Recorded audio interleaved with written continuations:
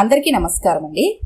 ఈరోజు మనం దానం శివప్రసాదరావు గారు రచించిన అసలు వైద్యం అనే ఓ చక్కటి కథను విందాం.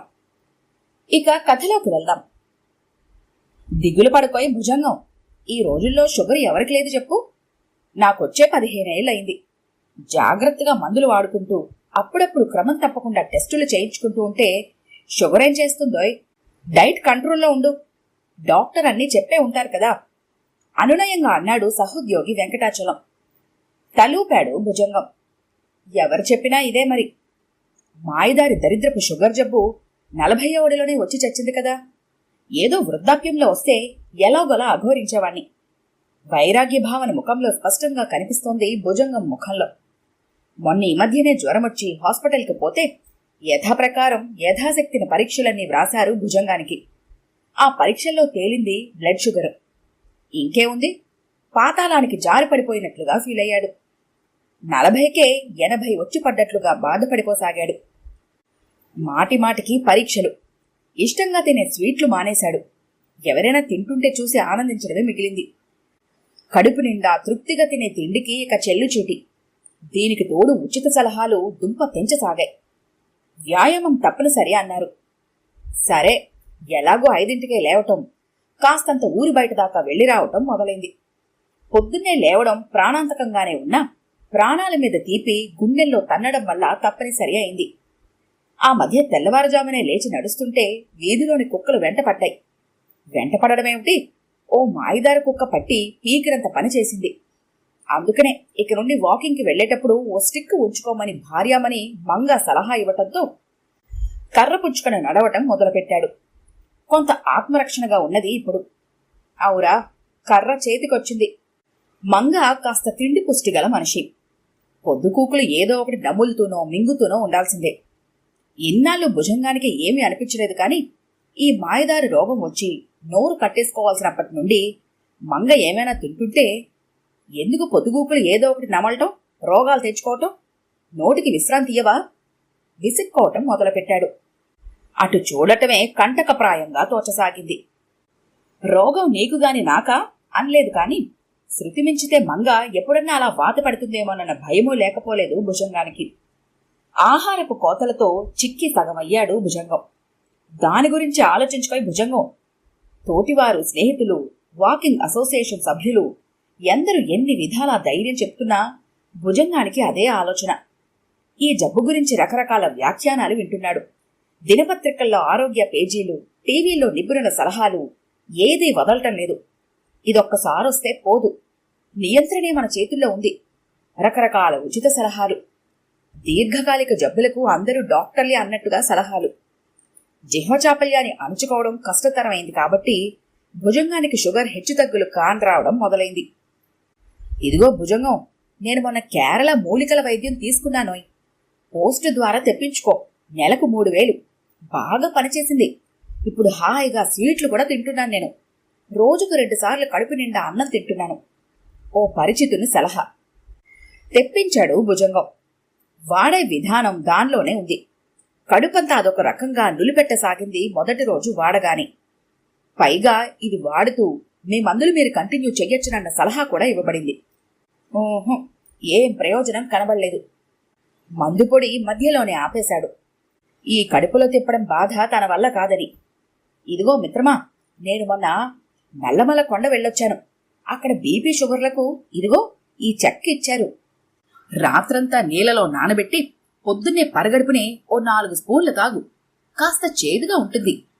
41 రోజులు వాడి చూడు, ఫలితం బ్రహ్మాండంగా ఉంటుంది అంటూ మరొక మిత్రుడు దివ్యమైన ఔషధమంటూ అందించాడు.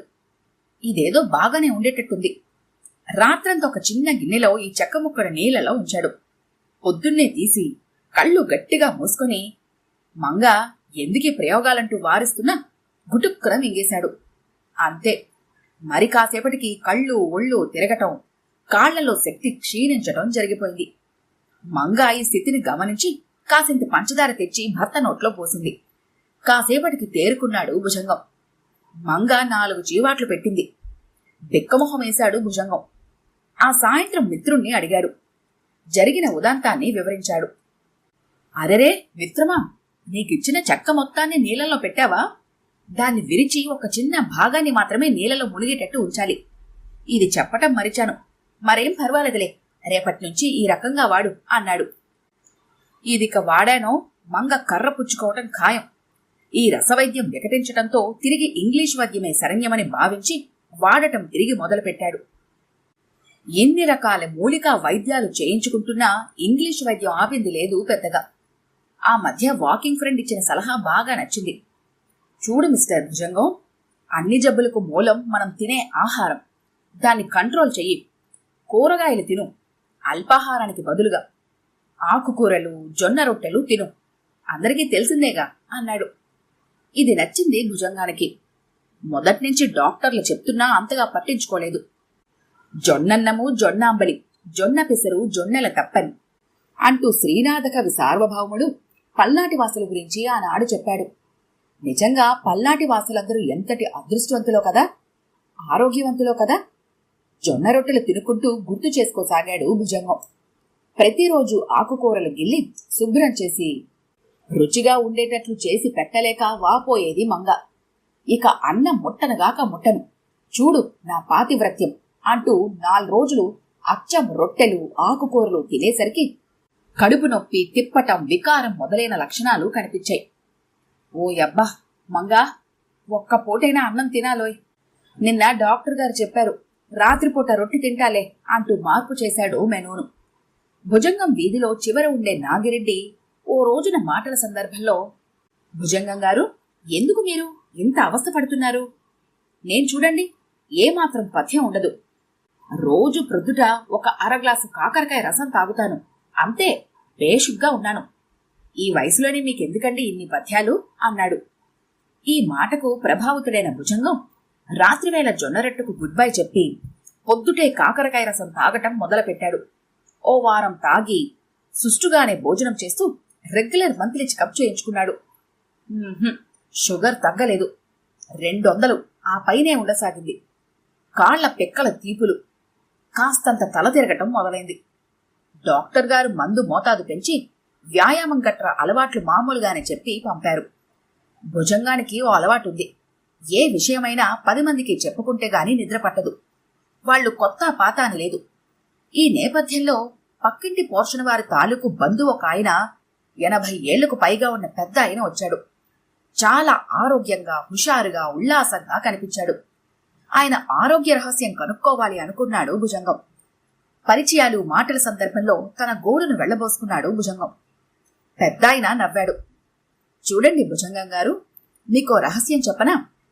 జబ్బు కన్నా జబ్బు ఉందని పొద్దస్తమానం దాని గురించే ఆలోచించడం జబ్బులన్నింటికెల్లా పెద్ద జబ్బు. ఇంకో విషయం చెప్పనా? నాకు షుగర్ వ్యాధి వచ్చి 40 ఏళ్లు దాటింది. మీకన్నా తక్కువ వయసులోనే వచ్చింది. నోరెళ్లబెట్టాడు భుజంగం. చాలా ఆరోగ్యంగా కనిపిస్తున్నారు. మరి ఏ మందులు వాడుతున్నారు? అల్లోపతి, ఆయుర్వేదం, హోమియోపతి, లేక మూలికా వైద్యాలా? భుజంగం గారు, మీ ఆతృత నాకు అర్థమైంది. ప్రశాంతంగా ఆలోచించండి. ఏదో ఒక వైద్యానికి కట్టుబడి ఉండండి.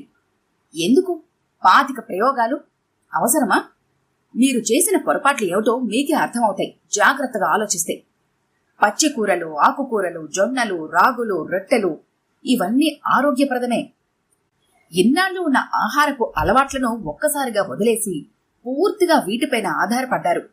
ఒక్కసారిగా శరీరం సహకరించదు. నెమ్మదిగా అలవాటు చేయండి. అది స్థిరంగా ఉండిపోతుంది. మీకు తొందర ఎక్కువ. ఎవరేది చెబితే అదే పరమౌషధంగా భావించారు. వైద్యుల సలహాలు సరిగా పాటించలేదు. అన్నీ వికటించాయి. అసలు రహస్యం చెప్పనా? ఓ పద్ధతి ప్రకారం షుగర్ వ్యాధి ఉన్నవాళ్లు జాగ్రత్తగా ఆరోగ్య సూత్రాలు, ఆహారపు అలవాట్లు పాటిస్తే సాధారణ ఆయుక్కాలం కంటే ఎక్కువ ఆయుక్కాలాన్ని పొందుతారు. 10 మంది సలహాలు, సొంత ఆలోచనలు వ్యాధుల విషయంలో పనికిరావు. ఏం భయపడకండి. పెద్దాయన మాటలతో 1000 ఏనుగుల బలం వచ్చినట్లు అయింది. కళ్ళు తెరుచుకున్నాయి భుజంగానికి. ఈ కథ కనుక మీకు నచ్చినట్లయితే లైక్ చేయండి, షేర్ చేయండి. మరిన్ని ఇంట్రెస్టింగ్ కథల కోసం మా ఛానల్ని తప్పకుండా సబ్స్క్రైబ్ చేసుకోండి.